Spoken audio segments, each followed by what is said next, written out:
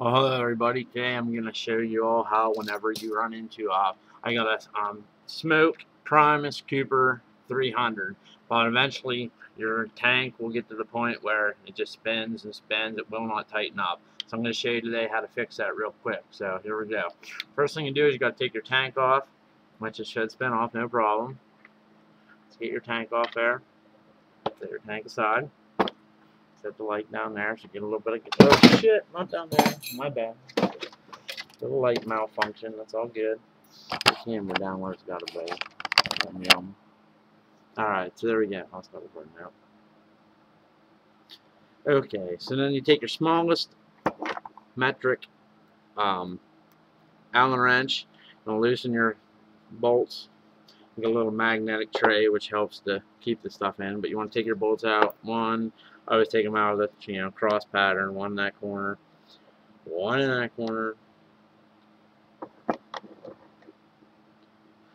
Now you get these out here real quick, spin them out. Trying to do this as fast as possible here. 2.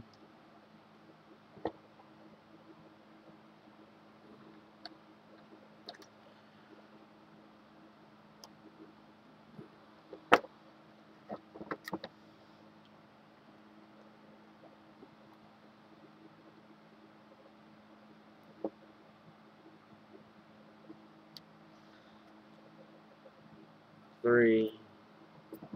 Maybe 3. Damn it. Maybe 4 here. 3 will come right out then.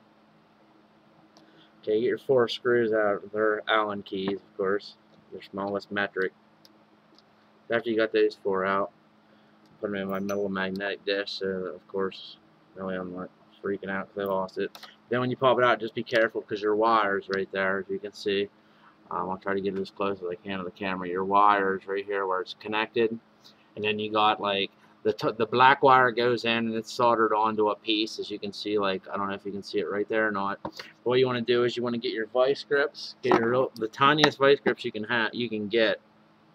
And then if you look on that key, okay, there's a tiny little. You can move the top wire around. There's a tiny little flat spot on that top piece. You want to get your channel locks in there on that flat piece as best you can, so that you're not screwing. Make sure you do not break a wire. If you break a wire, I'm not responsible, because that's just a choice. I mean, this is something that I came to do. I've broken wires. I've had to resolder them.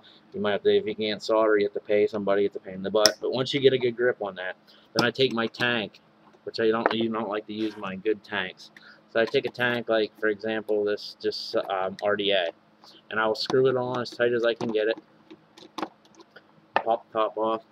Screw it on, okay, and once it's on there tight, I take my trustworthy old 1882 pliers, and I will just crank that as tight as I can get it, like that.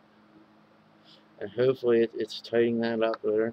So when I want to get it off, then all I need to do is get that there piece loose. And once I get that there off, then we hurry up, take our grips off, boom. Okay, take this piece here. You can actually let that piece on for a second if you want. Put that in there. Get your Allen wrench. Put one of your bolts back in there like that. Make sure everything's like down in there. Boom, boom. Clicks right in the spot. Put your bolts back in. Make sure it's clicked down. So I say you just semi-tighten the first one. Get the second one. Put it on your little Allen wrench.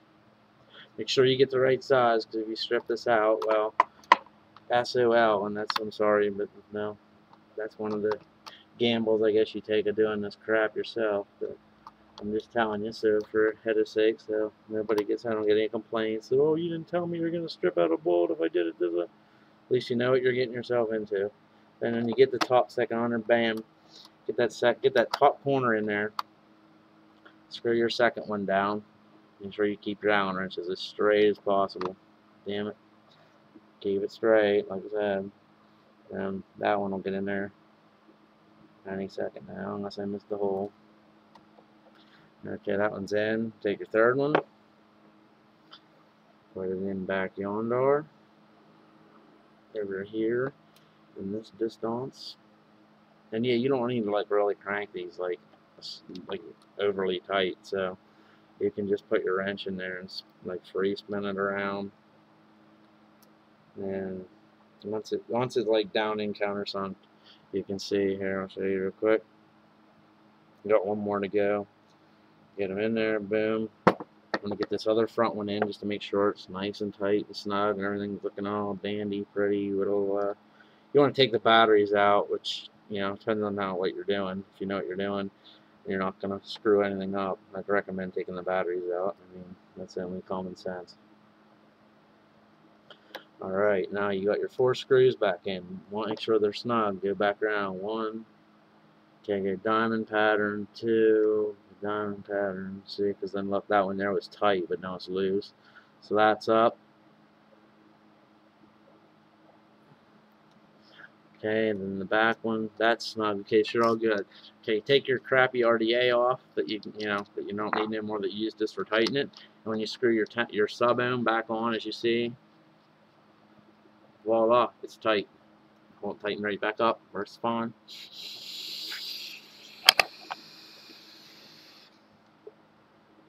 Look, that's how you fix. Look at what it's tight. It's only been a little bit, but you're gonna get a heck of a lot tighter than it was. All right. Hope you enjoyed the video, and let me know if you have any comments. Thanks. Please subscribe.